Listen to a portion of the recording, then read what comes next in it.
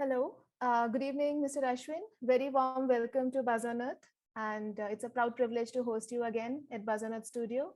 And as I said, this is this is part of the longer conversation that we are trying to drive on the thought leadership around sustainability and touching upon various facets of sustainability, whether it is from the technology perspective or innovation perspective, or the principles like ecosystem approach as such. And since you have been a veteran in the ecosystem methodology, we would like to understand from you what are your inputs when it comes to a sustainable approach, ecosystem approach towards sustainability. So very warm welcome to Buzz on Earth. Thank you. I'm happy to be here. There are three parts to the answer. Okay. When I think about this whole, as you phrased it, ecosystem approach, and there was a word that you used when we spoke earlier, which is accelerating sustainability, right?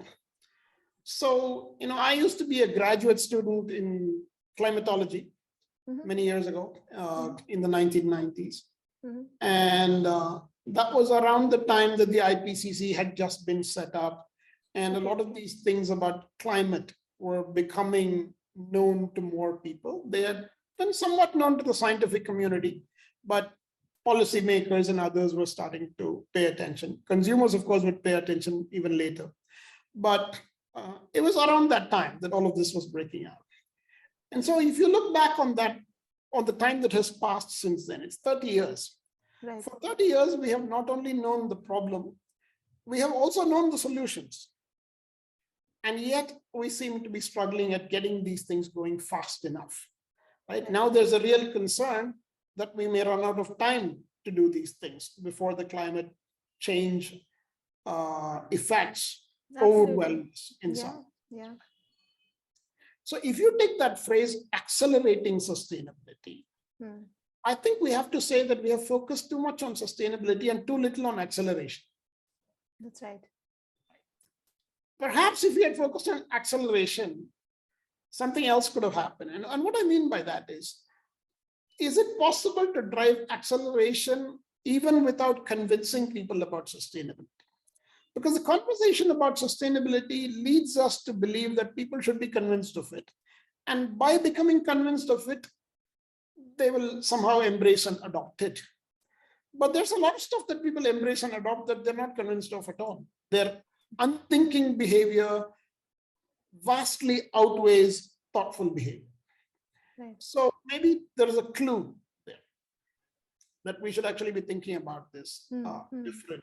That accelerating sustainability is not the same as being alert to it, being sensitive to it, being responsible, but it's just accelerating. Accelerating has a different meaning, a different approach, all of that. So you're saying it won't be as conscious, it would be somewhere driven by the subconscious. So if it is, let's be agnostic.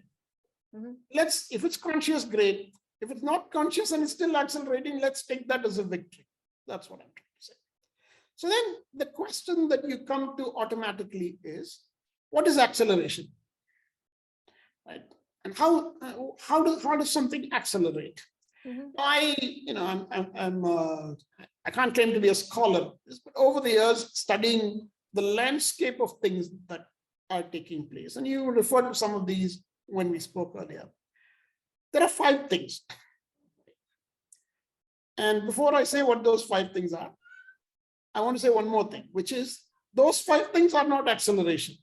Those 5 things simultaneously and coherently done is acceleration. That is, those 5 things have to be done simultaneously. Yes. But they must also talk to each other. They can't be done by 5 different groups and 5 different people. It's if they have no coherence and if they're not part of the same strategy, then you won't get acceleration. You'll still get a lot of good things, maybe, but you won't get acceleration. So now I'll tell you what the 5 things are. Sure. The first one is information and advocacy. Right. Telling people this is a good thing, we should do it. More of us should do it.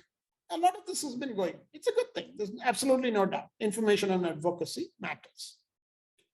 The second thing is what I call proving by doing. Right. Right. So when we started lithium, EV-based transport service. Hmm. The only car available on the market was an E2O. And people would say, how can you run a fleet transport service with this? Hmm.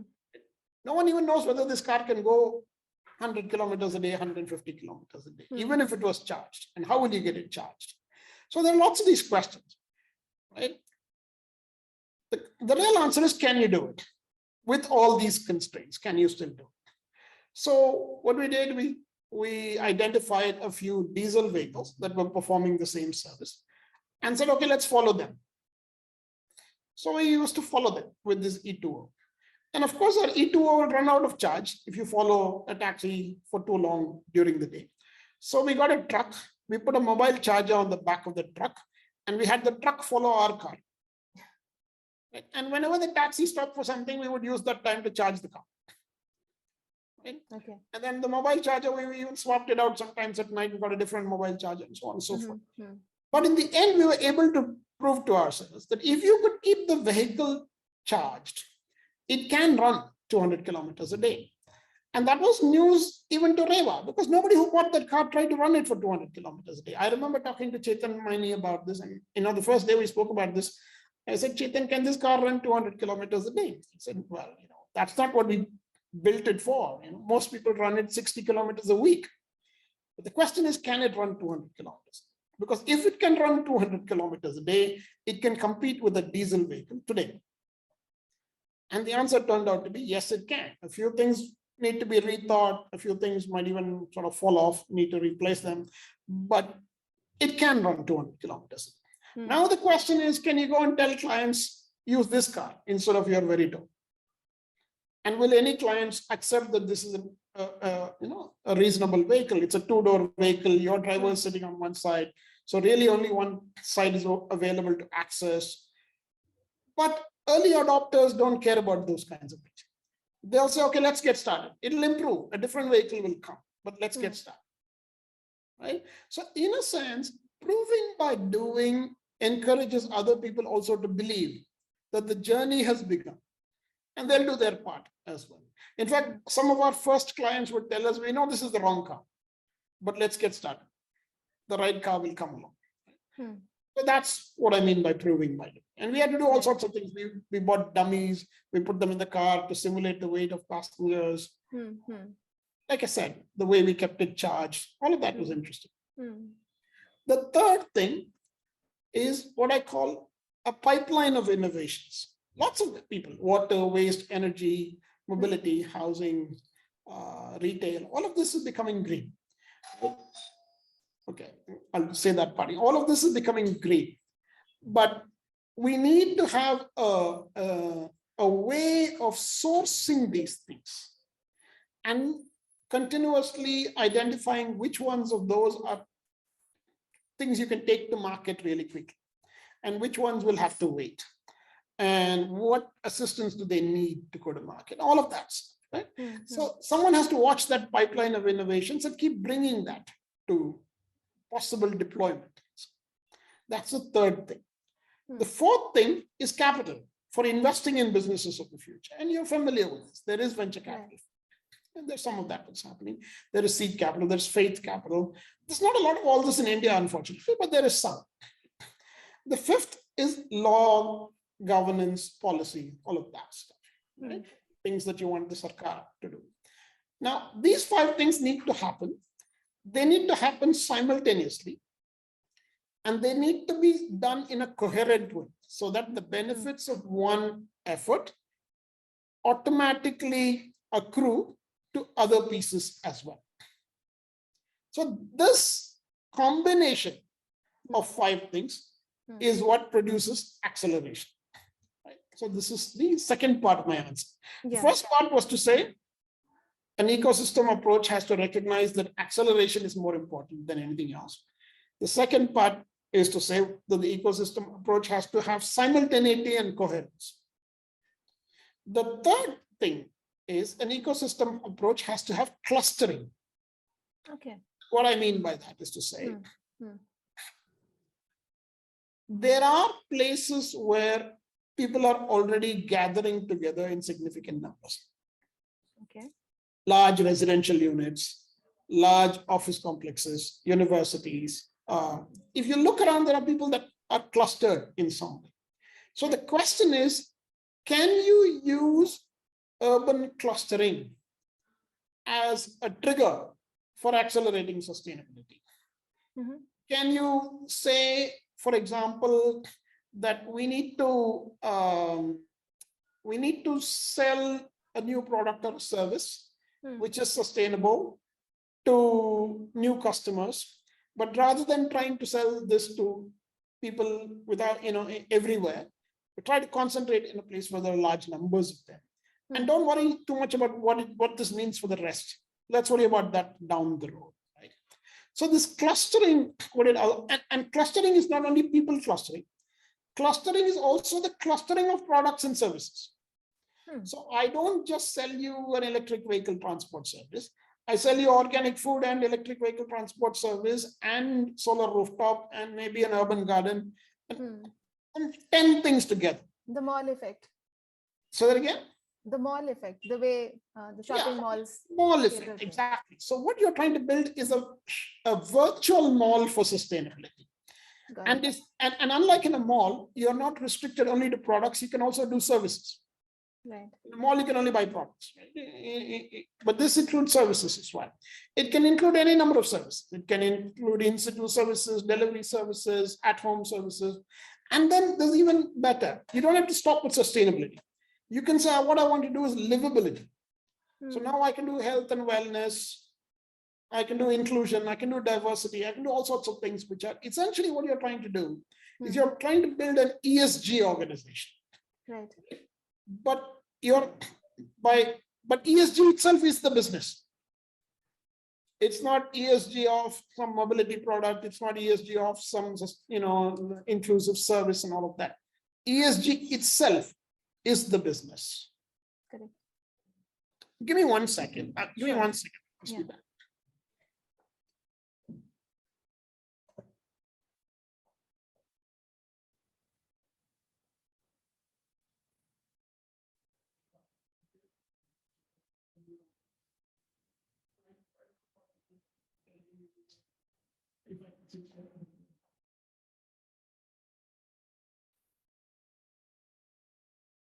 Yeah.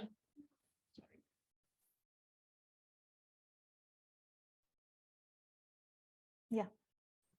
So we were talking about the clustering of services and clustering, leveraging the clusters that are naturally existing. So correct. Yeah. Correct. And some of these things already exist. Some other things will come from your pipeline of innovations. And what you're now doing by looking at it this way is you're saying, I'll build a sandbox. So that if you have something, Gayatri has created some nice new product, she needs a place to test it, right?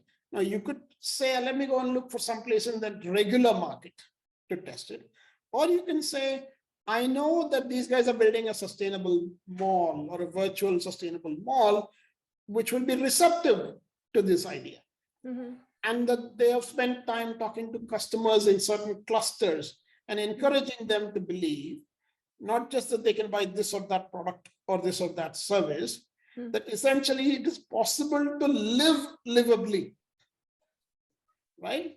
And those become friendly sandboxes for things you want to try. So this is really what we're trying to do now. We're trying to build what I call livable. The livability itself is the product. It will have lots of products and services provided by whoever is doing them. Acceleration is the core value that livable creates. And that in order to create that value, you cluster services, you work with even architects and builders and others who are putting up physical buildings in which clustering happens. And you can even do smart things if you do this. You can go to somebody who's putting up a building and saying, why don't we make this livable from the beginning?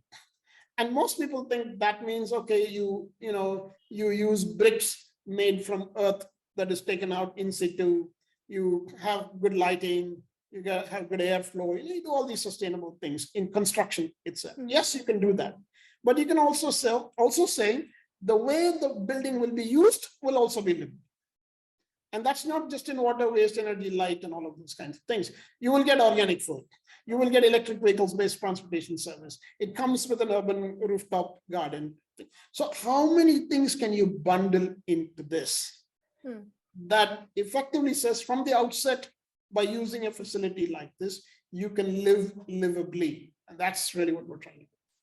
So these are the market instruments also in order to, mainstream any product sale or mainstream or maybe insert a new product into a market. So these are the similar concepts that you are actually trying to bundle together. Excellent, excellent. You're hitting upon the right thing, because you're saying don't fight the market. The market has certain characteristics. Right. Write those characteristics for the goals that you want. Right? In a sense, it's like anything else. It's and it's a social thing, even at some level. I remember reading some notes in Schumacher or Gandhiji long time ago, and people would say the measure of your education is how you use it for public good. Right? Now, you can use it for private good, but there's also a way of thinking that you can use it for public good. So and the same education system will probably help you do both if you choose. Absolutely, yeah. So in a sense, don't fight the market. It has some efficiencies built in, which you can leverage to say these efficiencies can serve ecology. These efficiencies can actually serve equity also. Too often the problem with this sustainability focus has led us to situations where sustainability is only for those with consuming power, purchasing power. Essentially, we think of it through consumption. And because we think of it through consumption, it is for products and services that people can pay for. And therefore, that limits how sustainable it can be. But if you now say equity is also a factor, and that's the advantage of saying I'm going to focus on livability, not sustainability. When you focus on livability, you start to think economy, ecology, efficiency, economy, ecology, equity, all three matter, not just two of them or one. I would love to understand this part a little more, since the market and the consumer, so they go hand in hand, right? So market responds to the consumer, and consumer is actually an integral part of the market. So here, when we are saying that we are using the similar principles and concepts and trying to bundle the products and trying to cater to the consumer, but then how do we ensure that the non-paying consumer is also becoming part of the equation? Well, it's not only about the non-paying consumer. The market has also had some weaknesses. The majority of the financial gains from standard market practices have gone to a very small percentage of people. There's a reason 1% of the people own 30% of the country. There's a reason 10% of the people own 70% of the country, and so on. Not just in India. This is, it's all over the world. Phenomenon, yeah. So you can't just say this is a market force or a market phenomenon and say that is perfectly a good thing. Because I think I won't call it a social obligation. There is some sense and self-interest in building markets also to serve a large cross-section of people. And therefore, there's an opportunity to rethink wage distribution. There's an opportunity to rethink working conditions. There's a lot of things that you can do that if you begin to say equity also is a focus.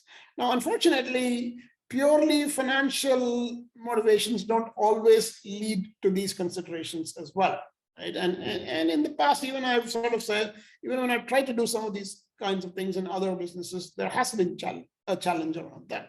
So, but I think that's why it's important to sort of weave these things as early as possible. So we're also saying that in any neighborhood, the idea of livability should apply to people of all economic classes in that neighborhood. And not just the people who live in that neighborhood, it should also include people that work in that neighborhood. Sure. So if people come to work in your house, what does livability mean for them? If people come to work in your office as white collar workers, what does it mean for them? But if they come to work as blue collar workers, what does it mean for them? I think it's important to understand all of this and respond to all of this. Purely focusing on sustainability can sometimes lead us to sort of not see these elements. I think focusing on livability makes it easier to see some of these. Great. I really like the concept and the name actually there. And I mentioned that last time also when we spoke, because somewhere, first of all, that connects with life, and sustainability is to sustain life on this planet. It's not about saving or protecting the planet as such. Yeah. So here we are, I mean, I'm still actually hooked on that question that I asked just before, because when we are looking at market forces and when we are looking at equity, there are stakeholders who may not be directly part of the equation in terms of any transaction, right? They may Sure. not be part of any transaction as such. Sure. So Sure. how do we touch them? How do we ensure that they are also contributing to the sustainability equation? Or Yeah, I mean, more than, I would say, asking how can they contribute to sustainability, I would invert the thing and say how can they benefit from livability. absolutely. So Right. you may say I mean, that as well. I give, there's a nice little analogy to all of this. Let's say you're going on a holiday with your family. Mhm. You go to the airport or to the railway station, right? You've got all your family's luggage packed up. And we say, okay, who carries the big bag? Right? Normally, you would expect that the adults would carry the big bag, and you don't expect your 6-year-old daughter to carry the big bag. Right? And there's a reason for that. There's a reason for that. The reason is not just ability. You could say efficiently, my daughter cannot carry a big bag. Therefore, it makes sense for me to carry the big bag. But efficiency is not the only reason I carry the big bag. There is a social construct as well, that we are together in this thing, that what creates happiness is doing these things together. What creates other emotions is the sense that we are a family, that, you know, whatever, that we care about each other, that we are related in some way. All of those things are together, right? So if you're going on a holiday with your family, you can't say, I want to be asset light, therefore I'll give the big bag to my daughter and I'll take the big one. Right? And in a lot of businesses, this is happening today. People talk about asset light. The heavy asset doesn't go away simply because you're trying to be asset light, right? The heavy asset inevitably gets transferred to people with lesser capacity to carry it. So that's what I mean by saying that if you thought about it a little differently, you could come up with ways of weaving equity also into the ways in which you attempt sustainability. When you weave equity into the sustainability enterprise, I think you'll get naturally closer to livability. Then, in fact, just the way you are replacing the word sustainability with I'll give you another livability. example, which is very interesting. When I was running Lithium, one day I called an HR professional, placement agency, headhunter, I guess what you call them.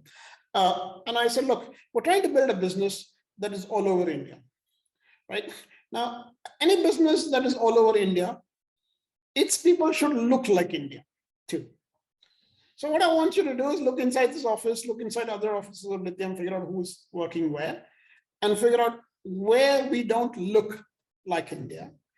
And also in every geography, let's ensure that really strong people from that geography are leading those enterprises. Not that others can't, but sometimes there's a tendency to say, oh, I have this really great sales guy.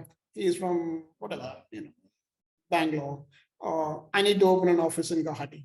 So let's try to see if this guy can lead that initiative. And we sort of think that that is career progression, and it is in some way. Mm-hmm. But you can also say, there's other ways of doing this, which are in some ways you fill roles within your own organizations, within your own ecosystem, in a way that is inclusive, in a way that seeks out people who are different or people who are from multiple backgrounds and builds that kind of thing. I'm not saying any of this is easy. And in fact, in my conversation with the HR guy who I was talking to about this, he said, it's going to take me a while to understand what you're asking because nobody's asked me to do this kind of stuff. I'm not sure that's, but I'm sure there are companies thinking about it. But it is unusual that at some level, being deliberate about building something which understands that livability is adjacent to sustainability, but it's also different from sustainability.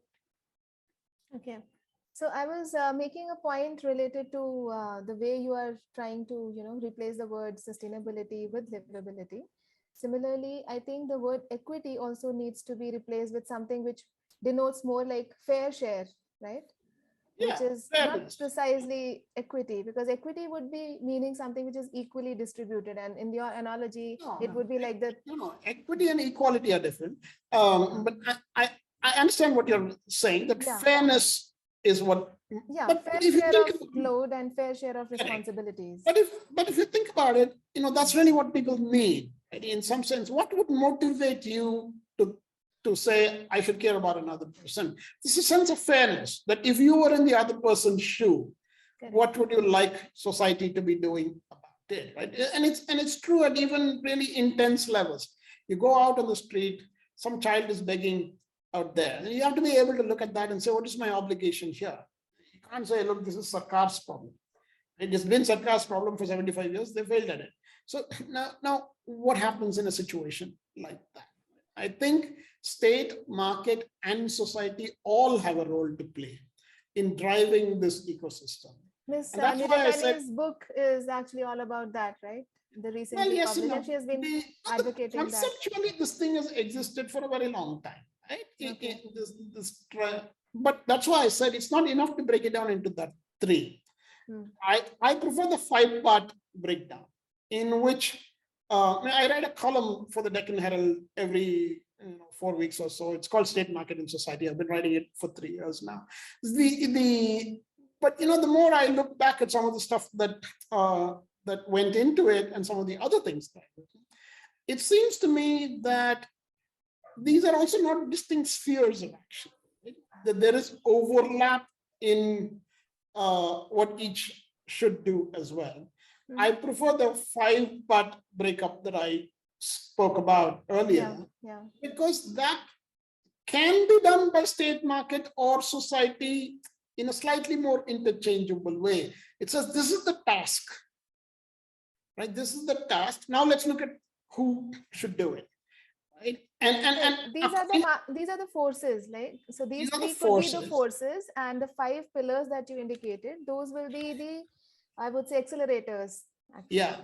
So in state, market, society, I have another set of 3 things to think about. That in some ways, I say, okay, what should the state do? What should society do? And what should the market do? Right? I think the market should do accelerated adoption of good things. That's what the market should do. Right? Okay. By saying, let's try some things, let's prove some things. Absolutely, yeah. Right. Yeah. So this word acceleration, in some sense, is a natural fit for the market. Yeah. What the state should do is figure out how to design and execute policy. Correct. Unfortunately, that's not happening. The state is struggling even to design, let alone execute. Right? There's very poor understanding of what the state is, very poor understanding of the role of different people in the state. We have MPs working on local civic problems. So the state has to really figure out how to set legislative agendas, how to design policy, how to execute all of that, how to measure, and how to iterate. These are real challenges in government today. In society, I have another thought, which is simply to say we need to increase the number of problem-solving people. Right? I'm even willing to say I'm not that interested in solving problems. I'm more interested in increasing the number of problem-solving people, with the belief that if you did that, they will solve problems. Correct. Right? So that is what I use the state, market, society triage for. I mean, not triage, the tripod for. But on the what to do, I prefer this accelerating sustainability or accelerating. I think that makes it very comprehensible as well. And when we talk about these forces, then naturally all the understanding, because all of these are pretty evolved, independently evolved, and independently they have been studied and understood from various perspectives, and there are existing pros, cons, and ways to deal with it. There are proven methodologies to get things working, and proven ways to even see what has not worked, so people know what succeeds, what doesn't succeed. So all of that knowledge can be put into place. And the way you are saying, I really like the fact that you are the way you're attributing the responsibilities to each of that, I think that makes it truly an ecosystemic, approach towards it. So, and it's fun too, right? I mean, the yeah. more, now when I first started talking about livable, lots of people would come and say, well, it sounds exciting, but they'll have questions like, well, how are you going to make money? Or how is this going to work? How is this going to be, or, will people really go for this, and so on and so forth. And I think that's where you have to take this proving by doing view. Okay, let's do it, and then we'll see what the problems are that come up, and let's see if we can overcome those problems. In some sense, it is an intent-driven. Yeah. There was a good friend of mine who wrote a very nice book. It was called The Purpose Economy. Right? I'll send you a link to it later. Sure. I think the purpose economy is different from the regular economy. There's another really good thing about the shared economy. What is the shared economy?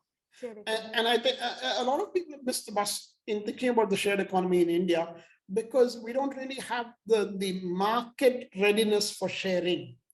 The original thinking about shared economy was that people would expose their excess capacity through platforms. So you have a car, you are not using it for 3 hours on Friday evening. You put it on Uber and say, my car is available to give a ride. So that creates additional income for you, and so on and so forth. So Uber is the platform through which you expose the additional capacity, but you actually have the additional capacity. You have an extra room in your house that you are willing to rent for 2 days, stuff like that. Right? That's not how we are using many of these platforms now. In India, certainly many of these platforms are just digital platforms for those services. It's a taxi, it's a hotel rental, it's a blah, blah, blah. It's not a lot of it is excess capacity. And in that sense, it's a little different. But I think if we went back to the old shared economy, we'll find that everybody has some kind of excess, right? So if we built Livable as a business, I think that you can come up with 5 kinds of excess capacity. You can come up with space as an excess capacity. I have some space, I can expose this in some way.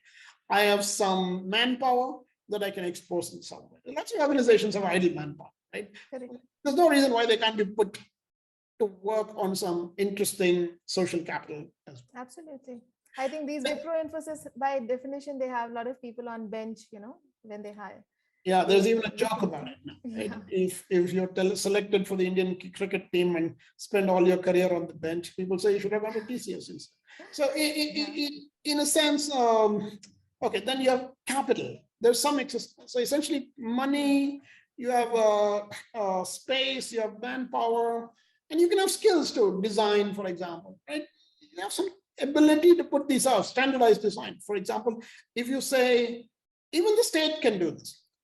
You're doing, every day thousands of applications are given to government for approving building plans.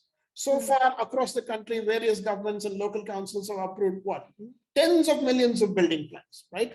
Why can't they say, here are 300 building plans that are pre-approved, that if you follow these, your application will be automatically approved, because these are in principle acceptable to us.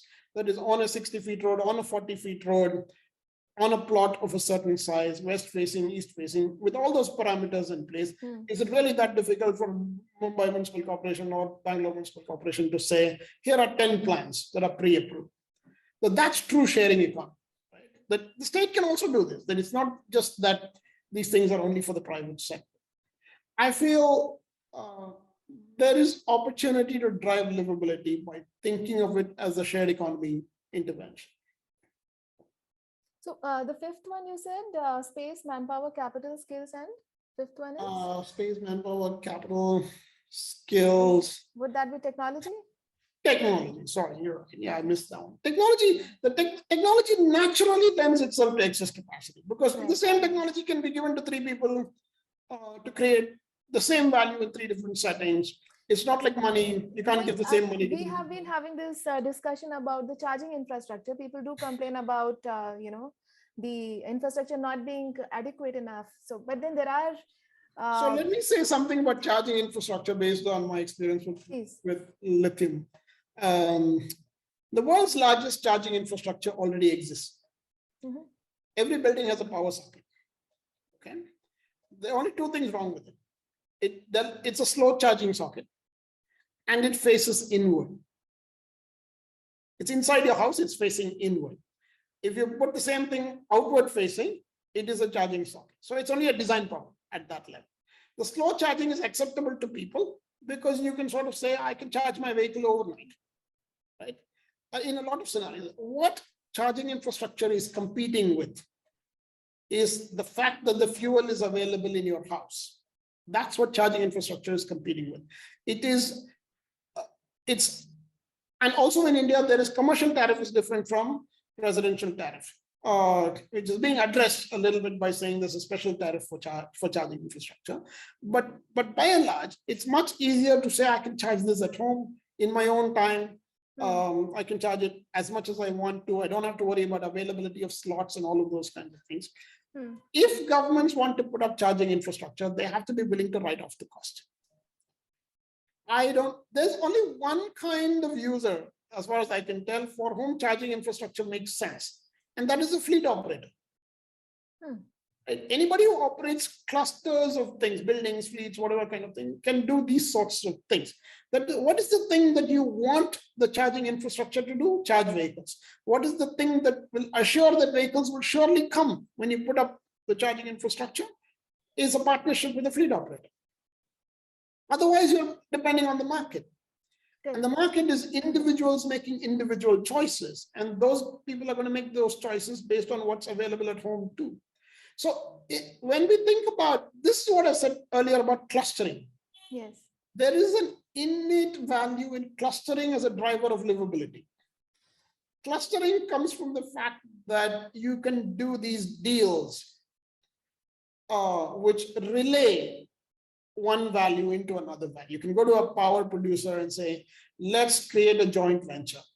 I'm a vehicle operator, you're a solar power producer. And because you're a solar power producer, you're looking to sell the power and be sure that when you produce the power, somebody will take it.